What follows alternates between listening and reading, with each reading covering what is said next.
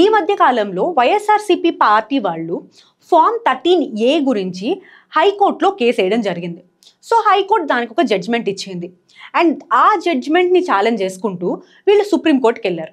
So ఇవాళ క్లాస్లో అసలు ఈ కేసు ఏంటి, అసలు ఈ ఫామ్ 13A అంటే ఏంటి అండ్ దేనికి సంబంధించింది అనేది చూద్దాం మనం. ఈ ఫామ్ 13A అనేది పోస్టల్ బ్యాలెట్కి సంబంధించింది.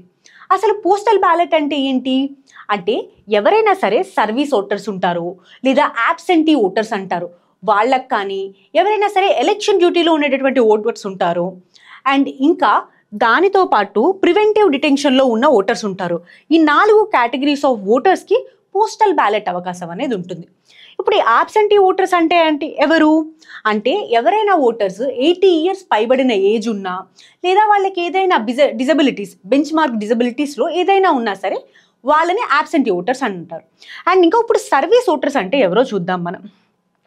దీనికి ముందు అసలు ఈ ప్రొవిజన్ ఎందుకు ఎలక్షన్ కమిషన్ ఆఫ్ ఇండియా ఇచ్చింది అంటే election commission of India motto ఏంటి అంటే no voter should be left behind అని చెప్పేసి. సో దీనికోసంగాను ఈ ప్రొవిజన్ని ఎలక్షన్ కమిషన్ ఆఫ్ ఇండియా ఇచ్చింది. సో నెక్స్ట్ చూసుకున్నట్టయితే ఈ ఆర్మడ్ ఫోర్సెస్ ఎవరైతే ఈ సర్వీస్ ఓటర్స్ ఉంటారో వాళ్ళకి పోస్టల్ బ్యాలెట్ ద్వారా ఓట్ చేసుకునే అవకాశం ఉంటుంది. అండ్ దాంతోపాటు ప్రాక్సీ ఓటింగ్ అంటారు, అంటే వాళ్ళు కాకుండా ఇంకొక పర్సన్ వెళ్ళి వాళ్ళ బదులు ప్రాక్సీగా రిజిస్టర్ చేసుకున్నాక ఓటింగ్ చేసే అవకాశం ఉంటుంది. సో ఈ 2 రకాలుగా సర్వీస్ ఓటర్స్ ఓట్ చేసుకోవచ్చు. ఇప్పుడు ఈ సర్వీస్ ఓటర్స్ అంటే ఎవరైతే ఆర్మడ్ ఫోర్సెస్ ఉంటారో, ఆర్మడ్ ఫోర్సెస్ అంటే ఏంటి, ఆర్మీ కావచ్చు, నేవీ కావచ్చు, at the same time coast guard కావచ్చు, వీళ్ళు ఎవరైనా సరే సర్వీస్ ఓటర్స్ అంటారు. ఇంకా వాళ్ళతో పాటుగా ఆర్మీ యాక్ట్ 1950లో ఉన్నటువంటి ఫోర్సెస్, ఏ ఫోర్సెస్ ఉన్నాయి ఆర్మీ యాక్ట్ 1950లో అంటే CRPF, border security force, Assam rifles, Sashastra Seema Bal, NSG, GREF, border road organisation, CISF, ITBP, NIA and SPG. ఈ ఫోర్సెస్ అన్నీ ఆర్మీ యాక్ట్ 1950లో ఉన్నాయి. సో ఈ యాక్ట్లో ఉన్నటువంటి ఫోర్సెస్ వాళ్ళని సర్వీస్ ఓటర్స్ అయ్యే అవకాశం ఉంటుంది. అండ్ ఇంకా ఎవరైనా సరే పోలీస్, ఆర్మీ పోలీస్ స్టేట్కి బయట కనుక సర్వ్ చేసినట్టయితే వాళ్ళు కూడా ఈ సర్వీస్ ఓటర్స్గా రిజిస్టర్ చేసుకోవచ్చు.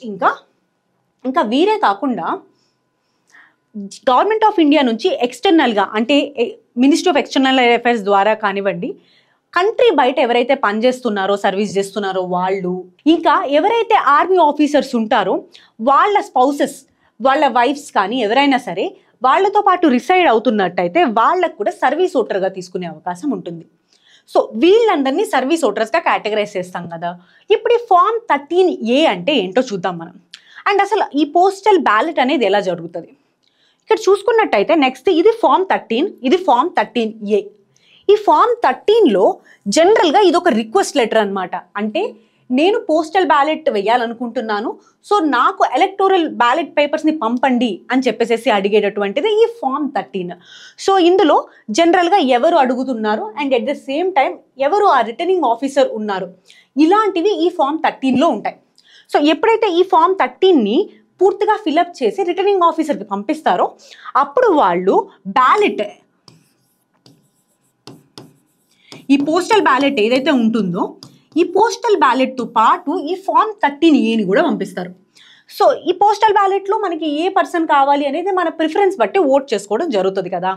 అట్లానే ఈ ఫామ్ 13A ఏంటి అంటే ఈ బ్యాలెట్ వేసింది అంటే ఈ పర్సన్ ఓట్ చేశారు అని సర్టిఫై చేసేటటువంటి ఫామే ఈ ఫామ్ 13A.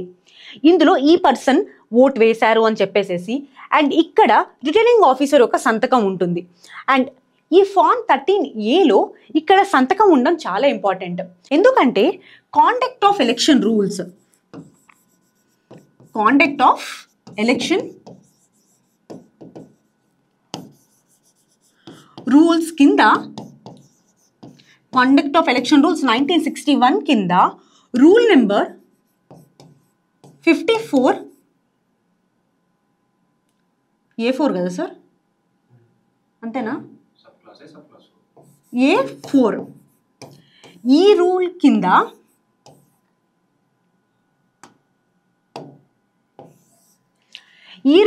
ఎప్పుడైతే ఈ సిగ్నేచర్ అనేది ఉండదో అప్పుడు ఈ ఫామ్ 30A ఏదైతే ఉందో అండ్ ఎవరైతే ఈ ఎలక్టోరల్ ఈ పోస్టల్ బ్యాలెట్ వేశారో ఇదంతా ఇన్వాలిడేట్ అవుతుంది. సో అందుకు గాను ఇక్కడ సిగ్నేచర్ ఉండడం చాలా ఇంపార్టెంట్. అయితే ఇప్పుడు జరిగిన కేసు ఏంటి అంటే, ఈ వైఎస్ఆర్సీపీ పార్టీ వాళ్ళు సో హైకోర్టుకి వెళ్ళారు. దేనికని? ఎందుకంటే ఇక్కడ అటెస్టేషన్ చేసిన తర్వాత కొన్ని పోస్టల్ బ్యాలెట్స్లో సీల్ అండ్ అటెస్టేషన్ చేసిన పర్సన్ యొక్క హోదా అనేది మెన్షన్ చేయట్లేదు. సో ఇలా మెన్షన్ చేయకపోతే ఈ ఫామ్ ఇన్వాలిడ్ అవుతుంది అని చెప్పేసి అడగడానికి వెళ్ళాలి వాళ్ళు. సో అప్పుడు హైకోర్టు ఏం చెప్పింది అంటే, ఎక్కడైనా సరే ఇక్కడ అథెంటికేషన్ చేసిన తరువాత ఆ హోదా కానీ ఆ స్టాంప్ కానీ వేయకపోయినా సరే ఈ ఫామ్ వ్యాలిడ్ చేస్తాము అని చెప్పింది. సో ఈ జడ్జ్మెంట్ని ఛాలెంజ్ చేసుకుంటా వాళ్ళు సుప్రీంకోర్టుకి వెళ్ళారు. సుప్రీంకోర్టు కూడా సేమ్ విషయాన్ని రీఐటరేట్ చేసింది. ఇప్పుడు జరిగిన కేసు అంతా ఇది. ఇప్పుడు దీంతో పాటు మీకు ఒక క్వశ్చన్ ఇస్తున్నాము. ఈ క్వశ్చన్ ఒకసారి చూసి ఆన్సర్ చేయండి.